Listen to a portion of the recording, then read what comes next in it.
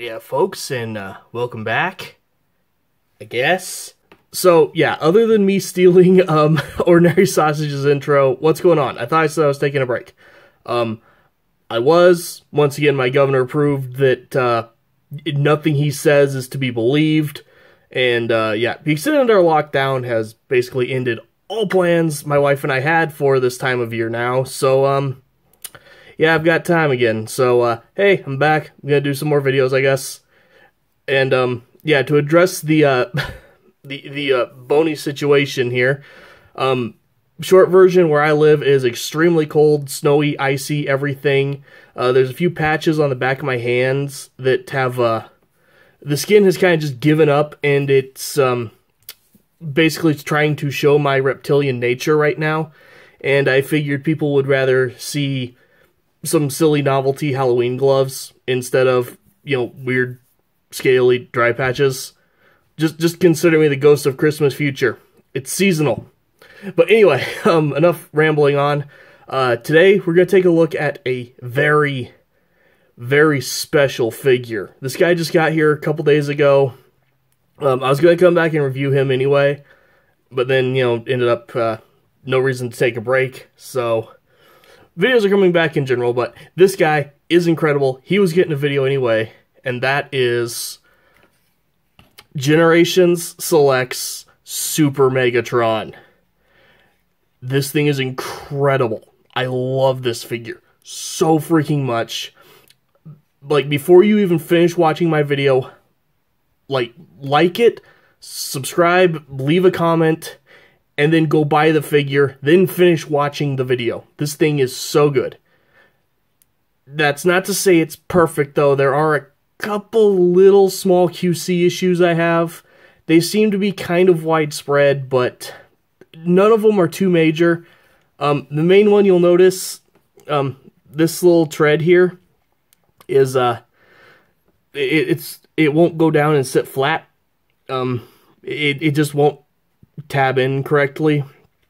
There's probably just a tiny piece of like flashing or something in the slot there where it's supposed to tab in. I haven't taken the time to mess with it and figure it out yet, but man, overall, it doesn't matter. This thing is so cool. It's one of the meanest looking jet modes I've ever seen, which makes it super, super fitting for Megatron to have. As I understand, this is the first time ever that this version of Megatron has had a figure. This is from, like, the Japanese, again, as I understand, this is from the Japanese G1 continuity, where Galvatron was defeated by being frozen in ice, and then Devil Z, or Devil Z, whichever way you're supposed to say it, like, came back and reanimated him, turned him into Megatron again, and it was awesome. Yeah, really, really cool jet mode. I love, you know, the cockpit, the insanely long, obviously going to be the fusion cannon, just being the entire nose of the plane.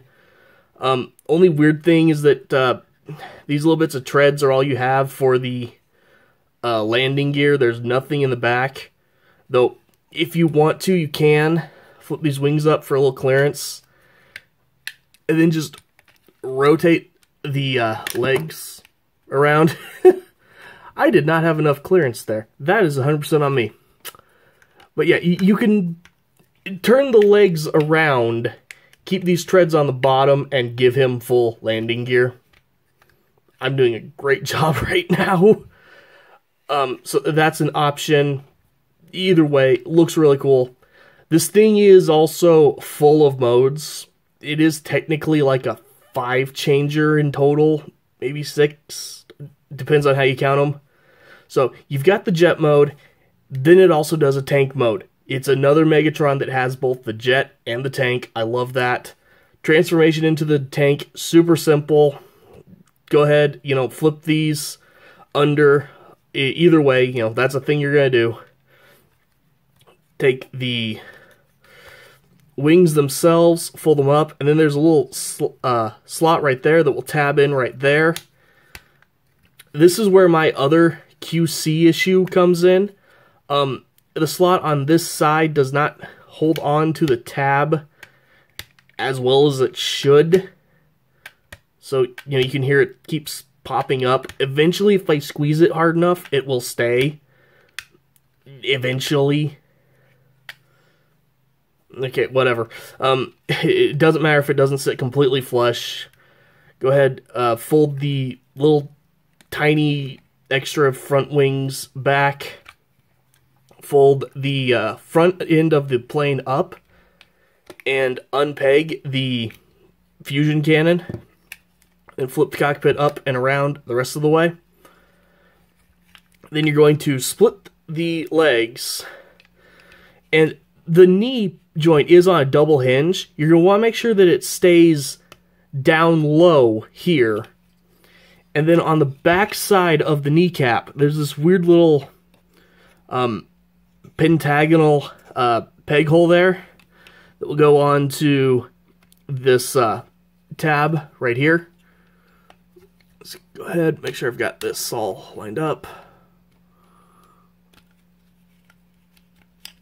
Not even listening to myself. That joint was, I was using the double hinge. I'm not supposed to. Yeah, let's go ahead, bring these out. Tab them in. Squeeze this again in vain to see if I can get it to stay down. Okay, so there's the main body of it done. Put that off to the side for a second. Now, the way you're supposed to do the turret for this mode, there's a couple ways you can do it. Obviously, you can just take this peg right here and plug it on as is if you want. But the official way, you split the end of it like that.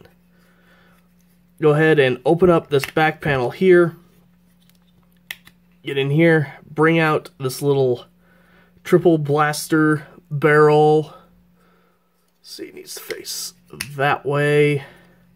And then take that peg hole, or that peg, and peg it into what was the underside of the cockpit. And there you have the tank mode. And it is a very silly looking space tank, but I really like this mode. Nothing on it rolls or anything, so, it does just sit there and look like a tank, but it looks like a really cool tank. You can rotate the turret, as well as you can angle it up because of how it's attached. The barrels themselves also can angle up and even down a little bit, as well as they have a little range of motion themselves. So, you get a lot of options on this guy. So, after that quick little, make sure I don't run out of recording space, pause, to get him into his robot mode, I'm going to do something a little bit weird here. This does technically go against the directions, but it'll save us a little time later. So, you're going to go ahead and put this gun back into the main configuration it was in for... One second, this peg's in very tightly. You're supposed to put it back the way that it was for the plane. For a later mode, you're also going to completely remove this part. So I'm just going to go ahead and remove it now. Because if you remove it now, close this up, leave this little panel folded out, or pardon me, fold this little panel in, and then close it up, you can't tell that this piece is missing. So normally you wouldn't do this. This is the way I'm going to do it because it saves me a step later. And again, this is tight. It's a little tricky to open right now, so I'm going to not. Back to the main figure itself. Go ahead, bring these little wings back out. Rock them up onto the shoulders. Get them in position. Fold down the treads. Fold down the chest. Rotate it around. Open up the head. I have the completely wrong head going here, but we'll deal with that in a little bit. Unpeg the legs. Shift them up. Get the knees into place. And there is a little tab right here that will peg in to get everything nice and locked in. Fold out the feet, take the treads, fold them up and around, and they will peg in all the way to completely fill in the back of the calf. Same thing on this side, unpeg, double hinge for the knee, foot, bring this up and around, slot it in. While I didn't have an issue with it this time, worth mentioning, this tread in particular doesn't attach super perfectly on this side, so sometimes these little pegs will actually kind of slide out and this thing will sit on the wonk. So pay attention, that's a thing you might have on your figure. Big shock that in the year of 2020 everything goes wrong. Yeah, we've got some QC issues. And while I actually completely forgot to mention it, something to know for his jet mode is there are little tabs sticking out right there on the inside, and then slots on the inside of his thighs. So when he's in the jet mode, you do actually completely tab the thighs in to the centerpiece right there. We're going to call it the centerpiece and move on. But do that. Go ahead, unpeg his forearms from his shoulders. Get in here. He actually has ratcheted wrists, which are quite tight. That first notch in particular is very, very stiff to get out. So I know some people have an easier time on this little tab up here. Some people want to just use kind of that almost molded knuckle duster he's got there. Use whichever one works. And for now, I'm going to leave the head. I'll deal with the head in a second. Go ahead. This hole right here will go onto his upper arm. If you fight it enough. Okay. And there you have Megatron in his Super Megatron configuration. Now, again, the head I do have wrong because there's actually a lot of moving parts to this head that can be a little bit tricky to deal with. So, if we're going to do the proper head for this mode, you're going to bring the head back, and then while I lose all semblance of focus on the camera here, you want to rotate not just the head, but actually the head crest up here as well. So this is actually the proper super head for this guy. Looks really cool, really great molding on his face there. Some weird little symbol on his forehead, a little bit of paint on the sides. Great range of motion on this guy. Ratchets in a lot of different places. If you move the shoulders out of the way, you get, really good range on his, actual shoulders. Shoulder pads are moving. Double jointed elbows. Waist rotation. Side skirts move out of the way. Legs go out. Legs go forward. Back. Good knee bends. Ankle tilt, a little bit of forward and back on the ankles. Ball joint for the head, so he's got a fantastic range there. It's all so good. And now here's where we get to the other robot mode he has, which is Ultra Megatron. So for this one, you're going to fold down the chest, rotate it around, flip it back up, give him the bigger Decepticon insignia and the more, asymmetrical design. And for simplicity's sake, go ahead and just get in here and pop this off. This piece is just attached by a little C-clip down there. Comes out easily, makes your job a lot easier for changing his faces. for this mode, you're actually supposed to just rotate around the little head gem. So, as I push too hard downwards and put them in the splits, this is technically the proper Ultra Megatron face, but just because I'm now going to flip that head back out, and that one, well, for one, this is just my face of, you know, my preferred face. Apparently this face makes him Ultra Megatron Omega, because naming conventions. It's super silly. I love it. Here's where normally you would have to take this gun apart and, you know, pull out this little piece. In my case, all I have to do now is just fold these parts back like it's going in the tank mode. And so that becomes your fusion cannon now. Come to the back, fold the wings back out.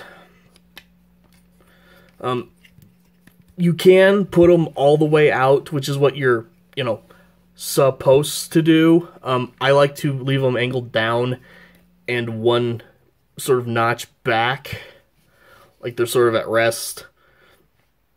And then you'll go ahead, take this little triple blaster and wedge that onto his shoulder.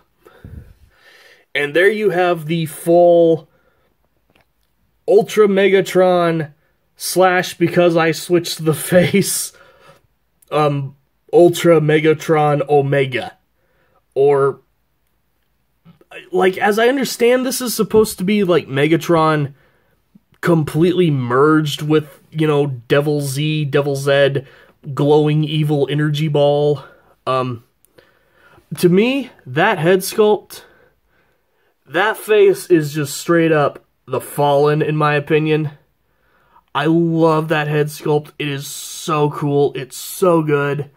I think I don't have his head gem completely straight. Let me check. Could just be a trick of the light. But, yeah, either way, this is... It's an amazing figure. I love the way it looks. It is so cool. It's so ridiculous. And, he also looks super great alongside his chosen nemesis of Star Convoy. So, yes, for anyone who has Star Convoy, this is your matching Megatron to go with it.